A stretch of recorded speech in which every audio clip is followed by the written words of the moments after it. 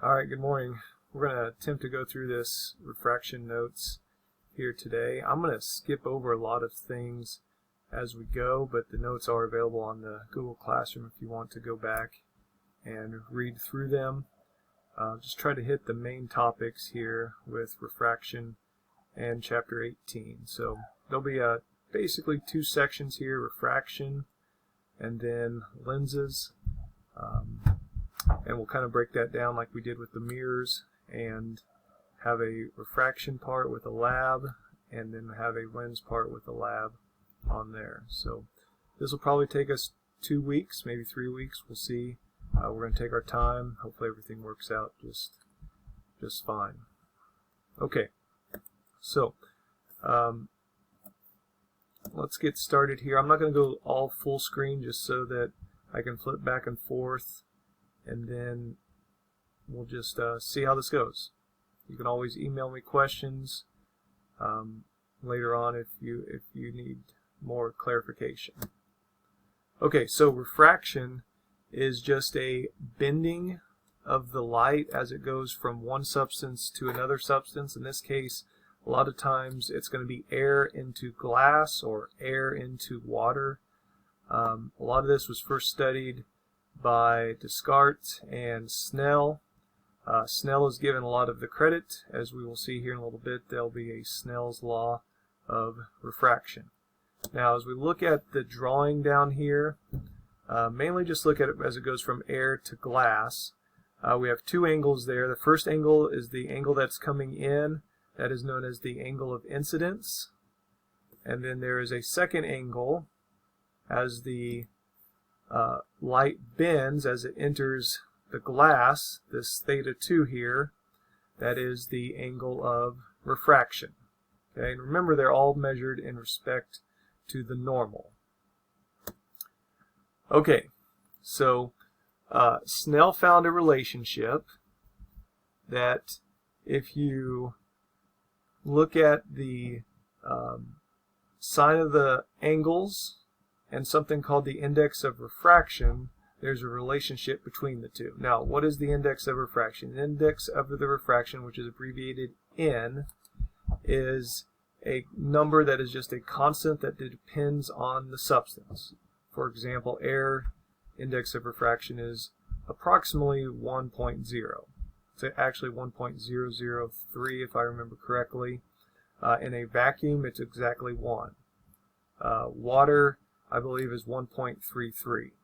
So we'll get back to that here in just a second. So here is Snell's law of refraction. The index of refraction, N1, multiplied by the sine of θ1 will equal the index of refraction of the second substance, N2, times the sine of the θ2. All right, and we'll have an example here in a little bit. So as it says here, when light goes from air to glass, it moves from a material with a lower index of refraction to one with a higher index of refraction. Okay. So let's do an example of this, and then I'll talk a little bit more about the refraction as it enters objects. So a light beam in air hits a sheet of crown glass at an angle of 30 degrees. At what angle is the light beam refracted? Okay, so there's our air, there's our glass as it's going to enter, and you can see here this is the angle that is entering the 30 degrees, and then it's going to come out at a certain angle on there. Now the N1 and N2, those are knowns. There are tables on the internet or wherever you want to find it that'll tell you specifically what the index of refraction for each substance is. Okay, so here's our knowns. We have the angle that it was going to enter at 30 degrees. Here is the index of refraction of air, which generally we just say is 1.00. And then they gave us here for the glass is 1.52, and we're wanting to find the angle that it was refracted. Alright, so here is Snell's law, N1 sine of θ1 equals N2 sine of θ2. Now, as I've said before, just plug and chug. You know, we're going to be solving for this theta 2, so we want to just plug in the numbers on there. Okay, so here is how our book does it. Let me kind of show you how I would do it if we were in class. Okay, so here we have N1 sine of theta 1 equals N2 sine of theta 2.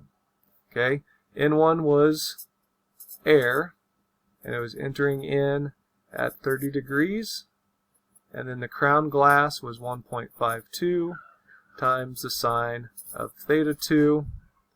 Okay, at this point we would then, you know, divide by 1.52, divide by 1.52, such that we have sine of theta 2 equals 1.00 sine of 30 degrees all over 1.52. Okay, now, as we've done before, you know, just finish the math out. Remember, you're going to have to do the inverse of the sine there to get an angle of 19.2 degrees. Okay. Now, there's also a relationship between the index of refraction and the speed of light. And this is that index of refraction is the speed of light in a vacuum divided by the speed of light in that medium.